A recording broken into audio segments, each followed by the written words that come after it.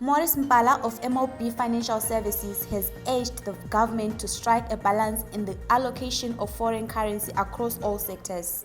Year 2020, where we're saying this is the year of the red in terms of the Chinese calendar, which is going to be opening up very soon.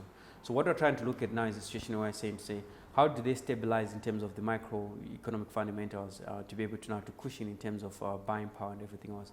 How do they probably try to attract foreign direct investment to be able to, bring in the much needed investment to be able to do what needs to be done?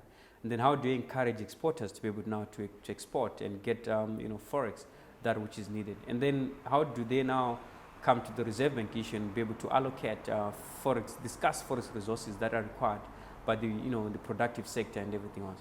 So there's a bit of a balance that needs to be struck in terms of especially the forex allocation, the affordability of prices, as well as the manufacturing sector, which is now coming out of its doldrums as it is not right now. So there's a bit of a balancing act that the government has to do. There's also the safety nets that needs to be put in cross for the vulnerable people. And we've got a drought. I'm not quite sure what the statistics are like. Probably millions that will be affected.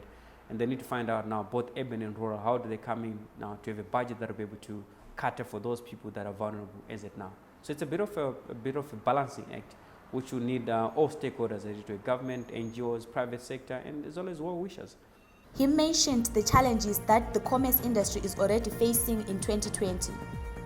These include pricing, demand of products, and the inflation pressure, which hasn't improved since last year. Now, I think people are just coming from the holidays and they want to figure out now what they're going to have to do now. Would there be demand in terms of their products? Demand being vis-a-vis the way they're pricing their products. Would there be demand in terms of that? That's what they're trying to look at and say, will people be able to buy whatever is supposed to be there? Is the inflationary pressure still as it was last year? I think we've now seen that in terms of inflation, in terms of when you extrapolate, you're looking at 521%.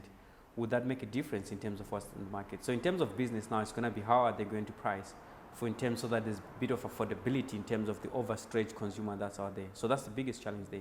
And then in terms of production now, how are they going to produce goods and services that can be afforded in terms of in terms of the clients out there?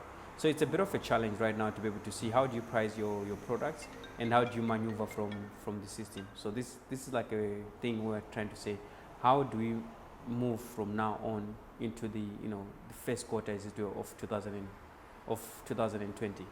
Another challenge facing the manufacturers is that of being able to produce affordable goods and services in the face of hyperinflation. Enya Dube, Next Level Business News, Bulawayo.